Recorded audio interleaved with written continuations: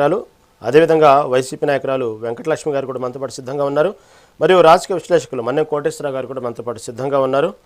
Okay, ముందుగా ఆశాబిందు గారి దగ్గరికి వెళ్దాం. ఆశాబిందు గారు నమస్తే అండి. నమస్తే అండి. ఆశాబిందు గారు, విన్నారు కదా, సిదిరి అప్పలరాజు వాళ్ళ అబ్బాయి ఏదో బైక్ మీద వెళ్తూ ఉంటే అక్కడ గొర్రెల కాపరి వాళ్ళకి సంబంధించిన వ్యక్తికి యాక్సిడెంటల్గా చనిపోయాడు కాబట్టి సరే పెద్ద మనుషులుగా మధ్యవర్తులను కూర్చోబెట్టి జరిగిన నష్టాన్ని పూడ్చడం, లేదంటే వాళ్ళు ఒప్పుకోకపోతే చట్టం ప్రకారం దానికి సంబంధించినటువంటి కేసులు పెట్టడం, అది కామన్ ఫార్మాలిటీ, చట్టం తన పని చేసుకుని వెళ్ళిపోయిద్ది. దీంట్లో వాస్తవంగా చట్టం తన పని చేసుకుని పోయిందా, దీని వెనక రాజకీయ దురుద్దేశం ఉందా, రాజకీయ కారణాలతో మొత్తం జరిగిందా అంటే ఏమంటారు? అంటే సిద్దిరి అప్పలరాజు యొక్క కేసు నమోదు దాకా కూడా చట్టం తన పని చేసుకుపోయిందా, లేకపోతే రాజకీయ కోణంలో వెళ్ళింది అది? నమస్కారం అండి మీకు, మెగానైన్ టీవీ ప్రేక్షకులకి, ప్యానెల్లో పాల్గొన్న పెద్దలందరికీ. ఇది రాజకీయ రంగు పులవడానికి ఏముందండి? చంద్రబాబు నాయుడు గారు సీదిరి అప్పలరాజు గారు వాళ్ళ అబ్బాయిని వెళ్ళి యాక్సిడెంట్ చేయమని చెప్పారా? లేకపోతే వాళ్ళ అబ్బాయికి బండి ఇవ్వమని ఏమన్నా ఈయన చెప్పారా? ఏం మాట్లాడుతున్నారు? జగన్మోహన్ రెడ్డి గారికి ప్రతి రోజు కొద్దిగా ఆయన మైండ్ పోతున్నట్టుందేమో అర్థం కావట్లేదు. అది ఎవరిదైనా ప్రాణమే కదండి. ఆయనకి ఏ కోశాన ఒక ప్రాణం అంటే విలువ లేదు. వాళ్ళు ఏమి తప్పు చేయనియండి, దాన్ని వెనకేసి రావడమే ఆయనకు తెలిసింది.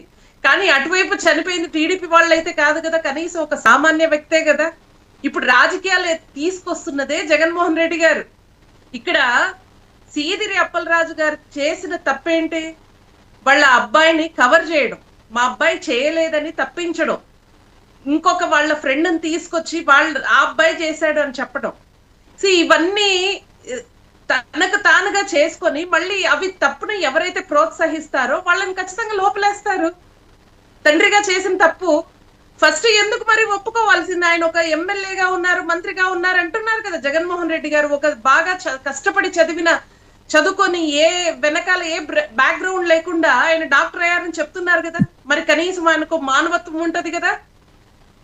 మరి ఏం చేయాలి ఆయన? అవును మా అబ్బాయి తప్పు చేశాడు, క్షమించండి అని చెప్పి వాళ్ళకి ఏమి ఇవ్వాలండి? ఇక్కడ ఆయన చెప్తారు కదా, ₹1,00,00,000 ఇవ్వండి అనేసి అంటారు కదా. ఇదే సీదిరి అప్పలరాజు గారు ఆ గొర్రెల కాపరి కుటుంబం దగ్గరికి వెళ్ళి ఏం చెప్పారు? ₹1,00,000 ఆయన తీసుకుంటారా? జగన్మోహన్ రెడ్డి గారు వాళ్ళు ఎవరైనా తీసుకుంటారా? ఇదే సీదిరి అప్పలరాజు గారి కుటుంబంలో ఏమన్నా వేసేసి ఎవరినైనా ఇట్లాగే చనిపోతే రివర్స్ అయింటే, ఇదే సీన్ రివర్స్ అయింటే ₹1,00,000 తీసుకుంటారా? ఇదే మాట అడుగుతున్న జగన్మోహన్ రెడ్డి గారిని, వాళ్ళ టీంని. తీసుకుంటారా ₹1,00,000? ఆయనకి విలువ, ఆయన ప్రాణానికి విలువ ₹1,00,000. అదే కాకుండా వాళ్ళ ఆవిడకి పని అంటే వాళ్ళ ఇంట్లో పని మనిషిగా చేర్చుకుంటారంట. ఏం మాట్లాడుతున్నారండి? అది కాదు కావాల్సింది. మీరు నిజంగా తప్పు చేశారు, ఒక ఎమ్మెల్యేగా పనిచేశారు, మంత్రిగా పనిచేశారు, బయటకు వచ్చి ధైర్యంగా అవును నేను తప్పు జరిగింది, నేను ఖచ్చితంగా ఆ కుటుంబాన్ని ఆదుకుంటామని, దానికి జగన్మోహన్ రెడ్డి గారు లేదు, ఒకవేళ సీదిరి అప్పలరాజు గారు తప్పు చేస్తే లేదు ఇలా కాదు, కంపెన్సేషన్ పెంచండి, ఇలా కాదు అని చెప్పాలి ఆయన ఒక అధినేతగా. కానీ ఈయన ఏంటో రివర్స్, అన్నిటికీ ఎవరైతే నష్టపోయారో వాళ్ళని వెళ్ళి పరామర్శించాల, జైలుకి వెళ్ళి పరామర్శకు వెళ్తాడు ఆయన.